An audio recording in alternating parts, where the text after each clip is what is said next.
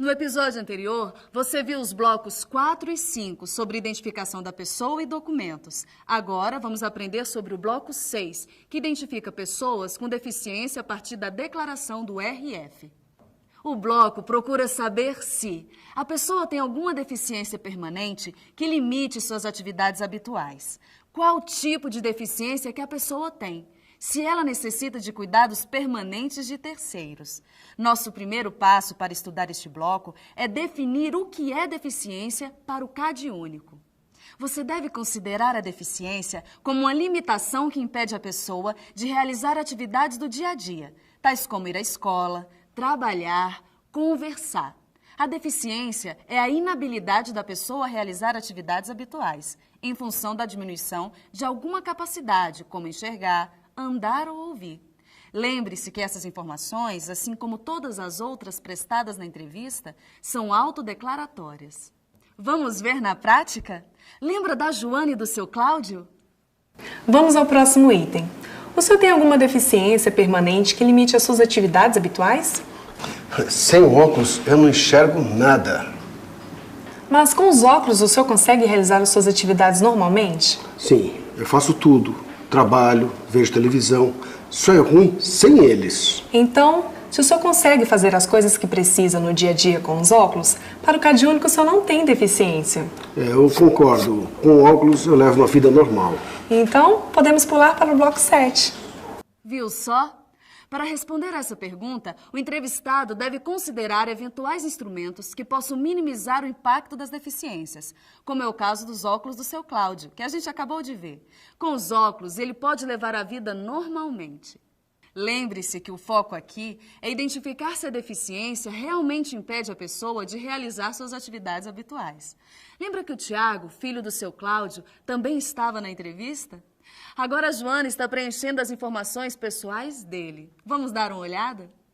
Terminamos o bloco 5 para o Tiago. Vamos para o 6. O Tiago tem alguma deficiência permanente que limite as suas atividades habituais? Como assim? Você me viu explicando para o seu pai, né? A gente marca assim se você tiver limitações para realizar as suas atividades diárias. Pois é, eu sou assim desde que nasci. Eu nunca consegui andar. Como muitos prédios e ônibus não são adaptados a quem anda de cadeira de rodas, eu sempre precisei de ajuda para fazer as coisas. Tem muitas coisas que eu gostaria de fazer, mas não consigo. Então eu acho que a resposta é sim. Eu tenho deficiência, não é, pai? É. Pode acontecer da pessoa que você entrevista ter uma deficiência, mas considerar que não sofre de limitações. Vale lembrar que as respostas são autodeclaratórias, ou seja, você deve respeitar as informações e o ponto de vista do seu entrevistado. O próximo item é o 6.02. Qual é o tipo de deficiência que a pessoa tem? Esse item só deve ser preenchido se a pessoa tiver respondido sim ao item 6.01. Aqui existem 8 opções de resposta. Opção 1, cegueira. Pessoa que não enxerga nada ou quase nada. Em geral, ela precisa aprender a leitura e escrita pelo sistema de Braille e se locomove com bengalas ou cães adestrados. Se a pessoa perdeu a visão de apenas um olho, ela não é considerada cega. Opção 2, baixa visão. É quando a pessoa tem deficiência visual parcial nos 2 olhos. Ela chega a perceber a luz, mas tem dificuldades para enxergar formas e cores de objetos, mesmo com óculos. Ela precisa usar lentes especiais. Opção 3, surdez severa, profunda. São pessoas que não escutam nada ou quase nada nos 2 ouvidos, não percebem os sons. Opção 4, surdez leve, moderada. A pessoa pode ouvir alguns sons mais graves e fortes, mas não ouve sons mais agudos e fracos. Com um aparelho auditivo, ela pode chegar a ouvir. Opção 5, deficiência física. É quando a pessoa tem dificuldade de movimentar-se, devido à alteração total ou parcial de uma ou mais partes do corpo. Essas pessoas têm dificuldades para se locomover, alimentar e vestir. Muitas vezes precisam de próteses, cadeiras de rodas ou muletas. Opção 6, deficiência mental ou intelectual. São pessoas com atraso no desenvolvimento intelectual. Em geral, elas têm dificuldades de aprendizagem e para se comunicar. Opção 7, síndrome de Down. É uma forma frequente de deficiência mental de origem genética.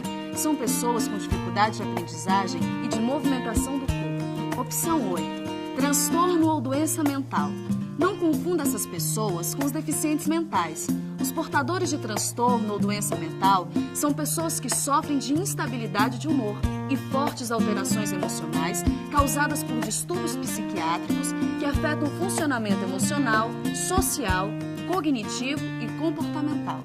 Se for o caso, a pessoa pode marcar mais de uma opção ao mesmo tempo, com exceção das alternativas 1 e 2, sobre problemas de visão, e 3 e 4, sobre surdez. É muito importante que você consulte e estude o seu manual do entrevistador para conhecer melhor cada uma dessas deficiências.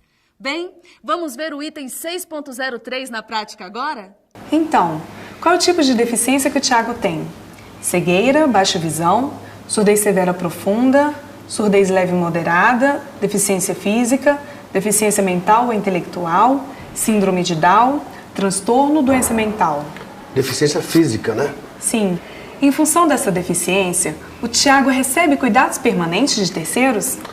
Te ajuda, Thiago. Eu e sua mãe. É verdade. Então, eu marco o item 2. Sim. De alguém da família. Só sua família cuida de você? O item 3, por exemplo, é para o caso de você receber a ajuda de um profissional contratado. O item 4, receber a ajuda de um vizinho. O 5, receber ajuda de alguma instituição.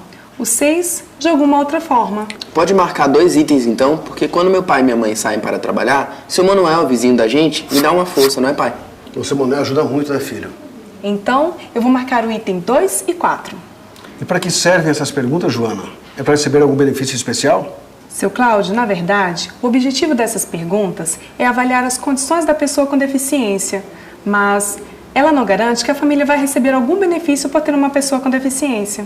Então, por que essa pergunta? Ué, pai, ela explicou no início que essa pesquisa é para conhecer a gente e ver como a nossa família é.